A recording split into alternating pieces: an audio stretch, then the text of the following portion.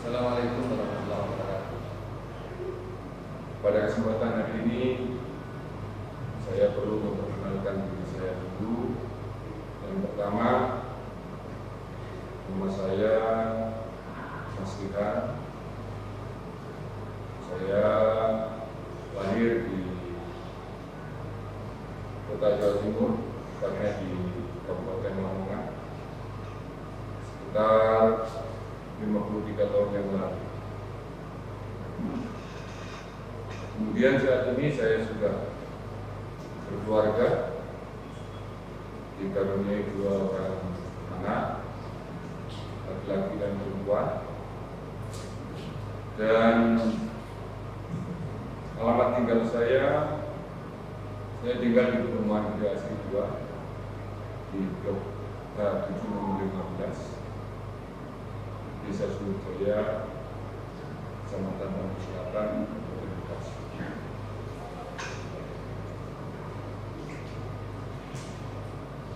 Perlu juga saya sampaikan bahwa saya mulai menjadi dosen di Mitra Karya, tepatnya adalah di Universitas Mitra Karya, itu sejak tahun 2011. Sedangkan mata kuliah yang biasa saya ampu diantaranya adalah manajemen sumber daya manusia, kemudian analisa perancangan kerja, dan ada juga mata kuliah yang lain.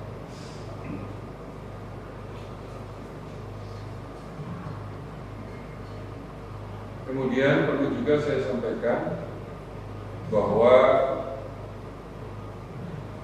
di dalam perkuliahan yang kami sampaikan itu biasanya kami awali dengan adanya kontrak perkuliahan. Kontrak perkuliahan tersebut berisikan diantaranya adalah 1, berkaitan dengan kehadiran, itu kehadiran mahasiswa. Mahasiswa diwajibkan hadir minimal 5 menit sebelum jam dimulai jam pembelajaran. Kemudian mahasiswa juga diwajibkan hadir selama 14 kali pertemuan.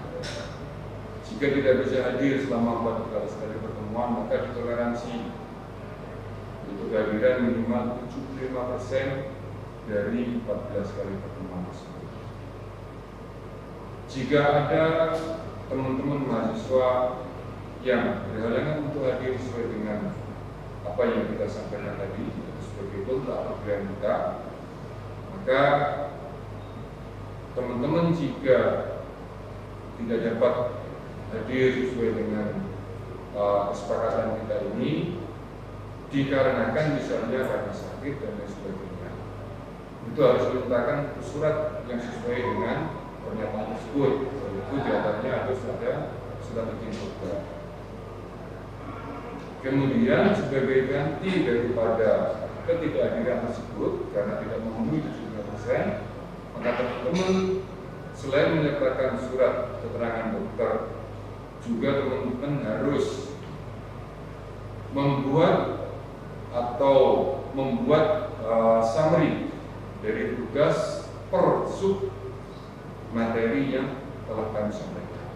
Misalkan kalau 3 kali nggak hadir karena teman-teman itu adalah sakit tadi, maka teman-teman harus membuat summary dari tugas yang saya sampaikan karena di pertemuan tersebut teman-teman itu tidak bisa hadir karena sakit. Nah, adapun persentasi nilai dari kehadiran tersebut adalah 10% dari total summary nilai nanti atau skor nilai nanti. Kemudian yang kedua adalah keaktifan dalam kelas. Ya. Yang kedua adalah yang akan kita nilai keaktifan dalam kelas.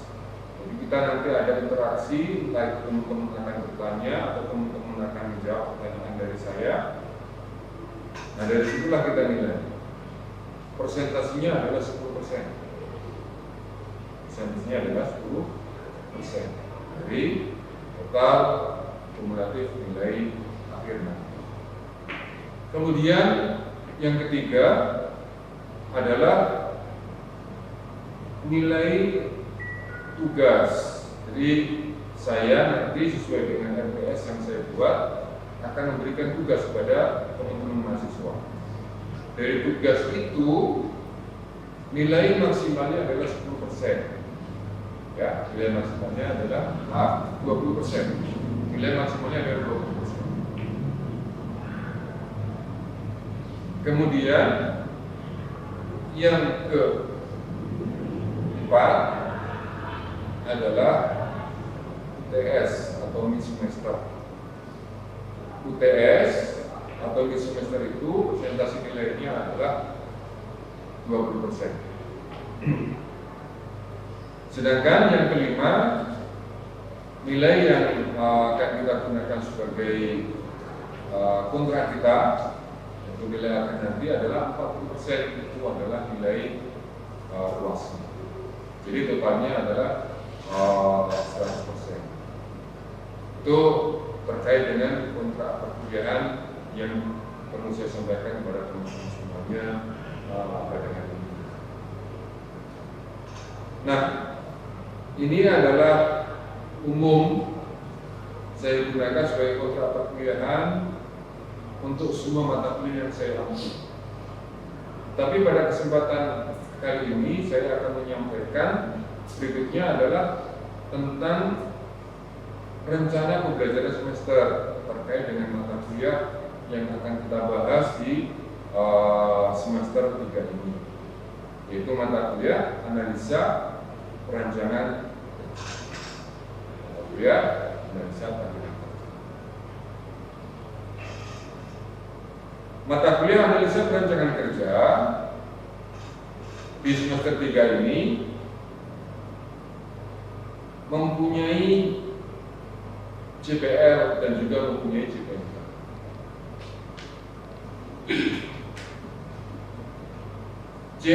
CPNK-nya diantaranya adalah teman-teman mahasiswa mampu atau menguasai konsep terkait dengan mata kuliah analisa perancangan kerja. Ya. Kemudian yang kedua, capaian pembelajaran mata kuliahnya, teman-teman harus mampu menerapkan prinsip-prinsip dari pengaturan metode kerja, termasuk nanti adalah ketika praktik di laboratorium. Kemudian yang ketiga, capaian pembelajaran mata kuliahnya adalah teman-teman harus mampu melakukan teknik-teknik pengukuran kerja. Kita nanti akan praktekkan bagaimana cara pengukuran kerjanya. Itu adalah terkait dengan capaian pembelajaran mata kuliahnya. Yang berikutnya adalah capaian pembelajaran lulusannya. Yang pertama, untuk capaian pembelajaran lulusan, teman-teman harus mampu ya bekerja sama dalam tim ketika melakukan praktikum. Nih, ya. Harus mampu bekerja sama dalam tim ketika melakukan praktikum. Ini yang pertama. Kemudian yang kedua, teman-teman mahasiswa harus mampu bertanggung jawab atas pencapaian hasil kerja ketika praktikum. Itu hasil kerja praktikum itu adalah kelompok. Dan yang ketiga, teman-teman harus menguasai konsep-konsep dari materi analisa perancangan kerja di dalam sebuah rekayasa atau engineer-nya. CPL yang keempat adalah teman-teman harus mampu menerapkan pengetahuannya yang didapat dari materi secara teori itu sehingga dapat meningkatkan produktivitas, bisa meningkatkan kinerja di dalam suatu proses yang kita sebut kemarin adalah praktikum. Nah, itu adalah CPNK dan CPL dari mata kuliah analisa perancangan kerja. Adapun isi daripada rencana pembelajaran semesternya, yang pertama yaitu pada pertemuan pertama kita sampaikan kontrak perkuliahan. Pertemuan keduanya kita sampaikan terkait dengan desain produktivitas. Pertemuan kedua adalah desain produktivitas lanjutan. Kemudian pertemuan yang keempat adalah kita akan bahas terkait dengan ergonomis. Apa sebenarnya itu ergonomis? Pertemuan yang kelima adalah kita akan bahas tentang studi gerakan. Kemudian pertemuan yang keenam kita akan bahas tentang peta-peta kerja. Kemudian pertemuan yang ketujuh kita akan bahas terkait dengan peta proses operasi. Pertemuan ke-8 adalah TS, ujian tengah semester. Kemudian di pertemuan ke-9 kita akan lanjutkan materinya dengan pengukuran waktu kerja. Ini sudah mulai ada pengukuran waktu kerjanya. Pertemuan ke-10 adalah pengukuran waktu kerja dengan metode NPM. Pertemuan ke-11 pengukuran waktu kerja dengan metode MOS. Kemudian pertemuan ke-12 kita akan bahas tentang 7 tools. Pertemuan ke-13 adalah kita bahas tentang desain pekerjaan. Kemudian pertemuan ke-14 adalah desain tata letak. Pertemuan ke-15 adalah analisis lingkungan kerja, dan pertemuan ke-16 adalah UAS. Jadi perlu teman-teman ketahui juga SKS daripada mata kuliah ini adalah 3 SKS. 3 SKS. Di mana 3 SKS tersebut totalnya adalah 150 menit dalam 1 minggu. Kita harus sampaikan ke teman-teman semua. Nah, untuk praktikumnya itu adalah kita ambil di luar 150 menit itu, ya, karena itu adalah sebagai pengayaan dari materi, bahwa bukti bahwa kita paham tentang teori-teori kita aplikasikan dalam sebuah praktikum itu tadi. Ini terkait dengan jumlah PKS dan juga terkait dengan jumlah menit yang ada di dalam kelas. Nah, itu terkait dengan mata kuliah analisa perancangan kerja yang perlu saya sampaikan pada hari ini, mulai dari pembukaan perkenalan sampai menyampaikan CPN dan CPMK serta menyampaikan isi daripada materi yang pertama kali. Itu saja yang dapat saya sampaikan. Terima kasih. Assalamualaikum warahmatullahi wabarakatuh. Waalaikumsalam warahmatullahi wabarakatuh. Selamat pagi dan salam sejahtera untuk kita semuanya. Apa kabar teman-teman semua? Baik ya, sehat, bugar, semangat kan ya? Baik teman-teman sekalian, hari ini kita masuk ke perkuliahan kita yang kedua, di pertemuan yang kedua. Mana pertemuan yang kedua ini nanti kita akan bahas tentang desain aktivitas. Sebagaimana yang sudah kita sampaikan di pertemuan yang lalu, bahwa kita seorang industrial engineer, ya, itu dimanapun kita, mindset kita adalah ingin bagaimana keadaan itu menjadi yang terbaik. Jadi apapun itu adanya, kita ada di manapun, kita tanamkan mindset kita adalah harus kondisinya yang ada di sekeliling kita baik. Kalau kita sudah seperti itu, ini adalah sesuai dengan konsep daripada mata kuliah yang kita bahas di prodi teknik industri, yaitu terkait dengan mata kuliah analisa perancangan. Sebelum kita masuk ke materi kita hari ini, saya ingin review kembali dari materi yang sudah kita bahas bersama di pertemuan yang lalu. Oke? Oke ya? Oke, teman-teman sekalian. Di minggu yang lalu kita juga setidaknya sudah mengenalkan apa yang dimaksud dengan produktivitas. Kemudian apa juga terkait dengan kegunaan dari tata cara kerja. Kemudian apa juga itu terkait dengan fungsi analisa perancangan kerja. Minggu yang lalu kita sudah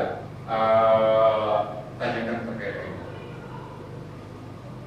Ya, nah, saya ingin mereview kembali dari materi yang sudah pernah kita bahas itu. Sebenarnya apa definisi dari produktivitas? Silakan, siapa yang mau jawab? Monggo. Produktivitas yaitu semakin sedikit daya yang digunakan untuk menyelesaikan suatu pekerjaan. Produktivitas adalah semakin sedikit biaya yang digunakan dalam menyelesaikan suatu pekerjaan. Oke? Teman-teman sepakat dengan itu ya? Itu adalah yang kita bahas di minggu yang lalu. Jadi kalau semakin sedikit biaya, ya, maka udah otomatis itu dikatakan adalah produktivitas. Tapi acuan untuk menetapkan biayanya berapa itu harus ada. Ya, harus ada acuannya untuk menetapkan biaya itu. Yang kita udah bahas minggu yang lalu. Bagaimana cara untuk bisa menetapkan acuan tadi? Salah satunya dengan analisa perancangan kerja ini nanti bahasanya terus kita akan bahas di sana. Oke, mantap. Berarti masih ingat apa yang kita bahas di minggu yang lalu. Yang berikutnya adalah apa fungsi daripada analisa perancangan kerja? Silakan. Siapa yang masih ingat? Sana. Monggo. Silakan Mas Raffi, ya monggo. Jadi fungsi dari analisa tata kerja adalah fungsi utamanya untuk mengatur bagian-bagian sistem kerja. Di antaranya ada manusia, bahan, perlengkapan, peralatan, dan perilaku kerja. Dengan demikian, produktivitas dan efisiensi kerja dapat meningkat. Bagus. Ada tambahan barangkali dari yang lain? Ada tambahan? Oke. Jadi kita ingat, memang di industrial engineering itu, yaitu bahasanya minimal ada 5 hal itu. Tapi kita untuk saat ini tidak boleh lepas dari lingkungan kerja. Lingkungan kerja tidak bisa diabaikan. Ya. Kalau dulu kan, lingkungan kerja itu udahlah, yang penting kita adalah bahan bakunya, manusianya, seolah-olah yang begitu, mesinnya. Dulu seolah-olah begitu, tapi sekarang tidak bisa. Jadi faktor psikis, mental itu sangat mempengaruhi daripada hasil kerja. Makanya di situ dikatakan bahwa fungsinya kita nanti salah satunya adalah ketika kita mengambil data menetapkan standar waktu yang sampai muncul nanti upah per menitnya berapa, itu adalah lingkungan kerja kita itu berpengaruh. Oke, mantap ya. Jadi masih jelas semuanya. Kemudian yang berikutnya, apa kegunaan dari teknik tata cara kerja? Ayo, Pak, monggo. Kegunaan dari teknik tata cara kerja, apa itu kegunaannya? Ada 3 fungsi dari analisa perancangan kerja, yaitu agar kerjanya ekonomis, agar kerjanya efektif, dan yang terakhir itu agar kerjanya produktif. Ya, Iya Pak. bagus. Ini Mas Tony sudah menjawab seperti itu. Jadi ekonomis, kemudian produktivitas itu menjadi faktor utama. Kalau kita bisa yang ekonomis, tadi sudah dijawab juga kaitannya dengan ekonomis terkait dengan definisi produktivitas. Kemudian produktif itu selalu digunakan sehingga nanti kita berani ketika sudah tahu hal itu berani menetapkan namanya insentif. Di Indonesia masih sangat jarang sekali. Di Amerika sana yang ditetapkan sudah itu. Jadi tidak ada istilahnya ada buruh demo itu nggak ada di Amerika. Kenapa? Sistemnya insentif. Jadi orang kerja satu hari kalau di Indonesia itu adalah gajinya misalkan hanya 200.000, di Amerika mungkin bisa berlipat 100 kali. Itu modelnya dari insentif. Karena sudah ditetapkan standarnya lagi, diaplikasikan kalau kamu bisa lebih standar ini silakan. Yang penting mutunya tidak berkurang. Nah itulah yang terjadi. Di kita belum ada. Teman-teman semuanya sebagai industrial engineer itu harus mencetuskan. Ketika nanti sudah gabung dalam sebuah perusahaan, entah itu perusahaan manufaktur ataupun jasa, harus kita cetuskan bagaimana supaya kita bisa muncul model insentif. Mau tidak mau harus itu. Kalau nggak begitu, nanti di bonus demografi, kan teman-teman nanti akan mengalami bonus demografi. Teman-teman nanti hanya sebagai penonton, orang lain yang menang. Padahal harusnya bonus demografi adalah teman-teman yang sebagai penikmatnya. Ya, itu akan dialami. Bonus demografi itu dilogikakan adalah sekitar 20 tahun yang lalu, 20 tahun lagi. Teman-teman kira-kira 20 tahun lagi umur berapa? 20. 50. Nah, iya kan? Jadi bonus demografi itu adalah antara 25 sampai umurnya di atas 55 tahun. Apa? Di bawah 55 tahun. Jadi orang-orangnya produktif semua. Itu nanti akan terjadi paling banyak dan income-nya juga paling besar. Maka Indonesia diasumsikan akan menjadi negara maju yang kedua. Makanya ini udah banyak yang lirik negara kita karena itu. Dan kita sumber dayanya harus kita siapkan. Kita ini harus dipersiapkan. Negara kita akan jadi sasaran itu. Karena kita akan menjadi negara maju, cuman kita harus siap. Salah satunya konteksnya dengan industri, kita harus siapkan terkait dengan teknik-teknik ke industri. Oke ya, teman-teman sekalian. Barangkali ada yang mau bertanya terkait dengan materi yang lalu? Tidak ada?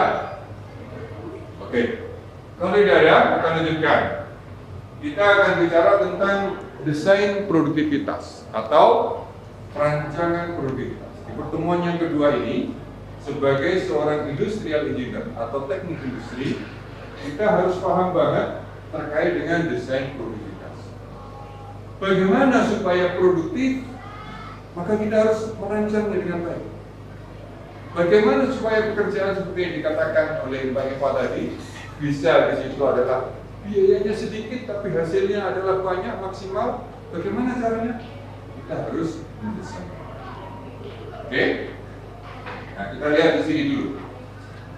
Untuk mengawali dalam mendesain itu, kita lihat ini dulu.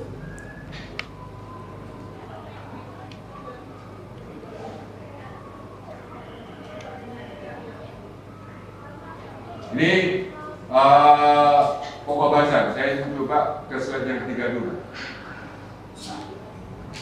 Ini teman-teman kalau ingat, dasarnya dari sebuah industri agar bisa kita mendesain atau merancang suatu pekerjaan dan hasil yang produktif, maka dasarnya adalah ini.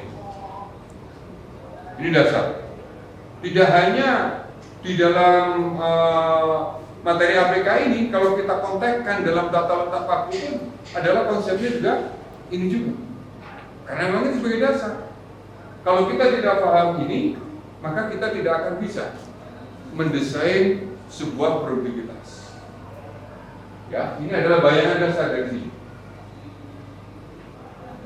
Apa itu? Harus dimulai dari mana itu? Supaya apa yang akan kita lakukan dalam sebuah industri, entah itu manufaktur ataupun jasa, yang dikerjakan adalah bisa produktif. Pertama yang harus kita pahami di situ adalah ini, input dan aktivitasnya apa. Kalau kita sudah tahu input dan aktivitasnya, kita akan bisa untuk mendesain produktivitasnya. Tapi kalau di awalnya tidak dari situ, tidak akan bisa. Jadi kalau seumpamanya kita ingin membuat suatu lemari, ya, membuat suatu lemari, maka kita harus tahu dulu lemarinya yang akan kita buat itu seperti yang dikatakan oleh Mas Raffi tadi, bahannya dari apa? Kemudian berapa banyak manusianya yang akan mengerjakan? Urutan prosesnya bagaimana? Selain urutan prosesnya bagaimana, alat yang digunakan itu apa? Setelah sudah tahu alat yang digunakan itu apa, metodenya bagaimana? Yang terakhir adalah ketika membuat lemari tadi, lingkungannya seperti apa? Kalau misalkan pencahayaannya adalah di bawah standar, kita masih ingat dulu ya, kita pernah juga mencoba untuk mengukur pencahayaan ruangan. Jadi itu salah satu kaitannya bahwa supaya kita bisa mendesain suatu kegiatan yang produktif. Di kotaknya adalah di sana. Ya. Jadi kita tahu tadi inputnya tadi sudah jelas. Setelah itu maka kita buatkan diagram alir. Dari diagram alir itu setelah kita sudah tahu alatnya, kemudian bahannya, kita buatkan diagram alirnya, maka yang berikutnya ini mau dibuat sistemnya seperti apa? Ya, sistemnya bagaimana?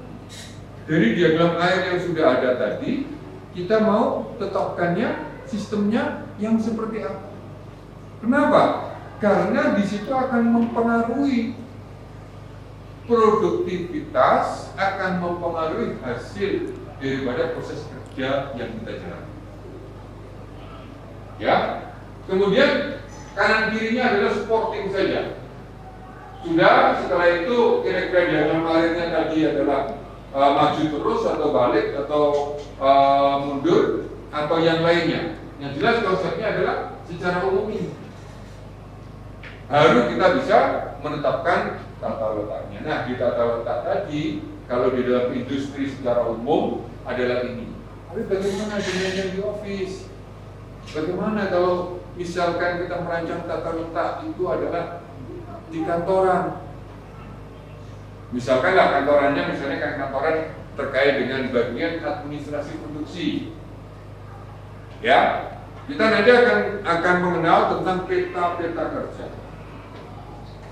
Ketika ada laporan hasil produksi, kemudian kita harus input ke dalam sebuah sistem, katakanlah laptop atau komputer atau sistem informasi manufaktur barangkali atau sistem informasi manajemen, maka kita harus tahu, harus tetapkan itu di sebelah mana nanti kita barang masuknya. Artinya laporan yang masuk tadi kita tahu sebelah mana kita, kemudian yang sudah selesai kita ikut ditaruh sebelah mana kita.